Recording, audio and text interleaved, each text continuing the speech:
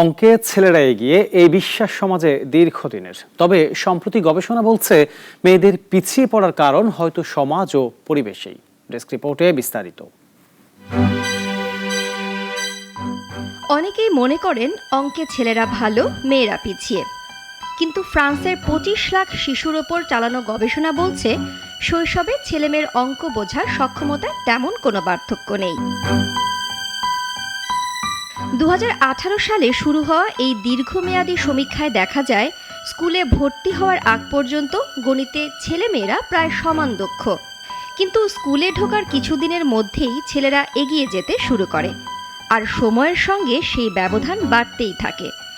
গবেষকরা বলছেন জন্মগত নয়, এই বৈষম্য তৈরি হয় শিক্ষার পরিবেশ, পরিবারের দৃষ্টিভঙ্গি এবং সামাজিক বার্তার মাধ্যমে।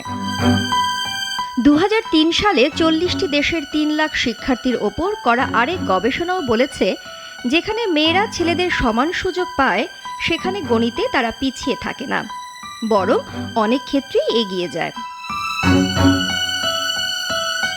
বিশেষজ্ঞদের মতে এর উত্তর লুকিয়ে আছে গার্লস কান্ট ডু ম্যাথ এমন দীর্ঘদিনের ভুল বার্তায়। অনেক সময় শিক্ষক এমনকি পরিবারের সদস্যরাও অজান্তেই ছেলেদের থেকে মেয়েদের কম সক্ষম ভাবেন। শুরু হয় মানসিক বাধা।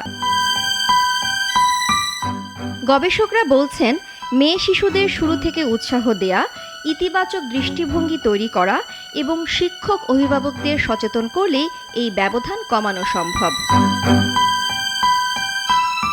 ভবিষ্যতের জন্য প্রয়োজন সামাজিক দৃষ্টিভঙ্গির পরিবর্তন, কারণ জন্মগতভাবে গণিতে মেয়েরা পিছিয়ে এমন কোনো বৈজ্ঞানিক প্রমাণ নেই।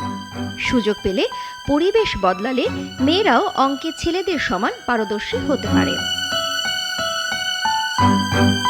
অঙ্কে ছেলেরা এগিয়ে এই বিশ্বাস ভাঙার সময় এখন। বদল আনতে হবে পরিবার, বিদ্যালয় ও সমাজের চিন্তায়, কারণ প্রতিভা লিঙ্গ দেখে জন্মায় না। পূজাশ্রী ভদ্র, নাগরিক।